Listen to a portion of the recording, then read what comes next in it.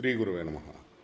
మనకు కలిగే అనుభవాలను అనుసరించి మన మనస్సు ప్రశాంతంగా ఉంటుంది, మన మనస్సు సంతోషంగా ఉంటుంది. ఒకవేళ అనుభవాలు సరిగా లేకపోతే మనస్సు బాధపడుతుంది, ఇబ్బందికి గురవుతుంది, దుఃఖాన్ని కలిగిస్తుంది, భయాన్ని కలిగిస్తుంది. ఇది తప్పు. ఎందుకంటే మనస్సు మనల్ని కొన్ని సందర్భాల్లో ఇబ్బంది పెట్టడం, కొన్ని సందర్భాల్లో సంతోషింపజేయటం. అంటే ఎప్పుడు మనం సంతోషంగా ఉంటామో తెలియదు, ఎప్పుడు బాధపడతామో తెలియదు. ఇలాంటి మానసిక స్థితిని మనం అసలు ఇష్టపడకూడదు. ఎప్పుడు అన్ని సందర్భాలలో, అన్ని సమయాలలో మనలో ధైర్యం ఉండాలి, ఎలాంటి భయం ఉండకూడదు. కొన్నింటిని సుఖంగా, కొన్నింటిని దుఃఖంగా. సుఖం మనకి కలిగినప్పుడు ఒక విధంగా, దుఃఖం కలిగినప్పుడు ఇంకొక విధంగా.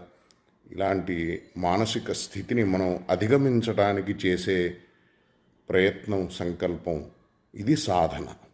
అంటే దుఃఖేష్వనుద్విగ్నమనాః సుఖేషు విగత స్పృహ వీతరాగ భయక్రోధ స్థితధీర్మునిరుచ్యతే అంటున్నాడు భగవంతుడు.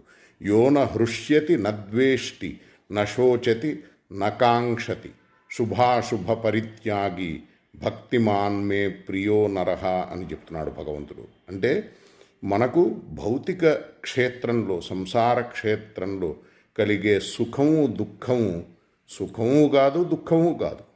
ఎందుకంటే అవి జీవుడికి సంబంధించినవి కావు కాబట్టి. జీవుడికి సంబంధించి సుఖం ఏది? భగవంతుడిని స్మరించడం. దుఃఖం ఏది? భగవంతుడిని విస్మరించడం. అంటే మనం మన స్వరూపాన్ని విస్మరించడం వలన మన సుఖదుఖాలను విస్మరిస్తున్నాము. మన సుఖదుఖాలు కాని వాటిని మన సుఖదుఖాలని భ్రమిస్తున్నాం.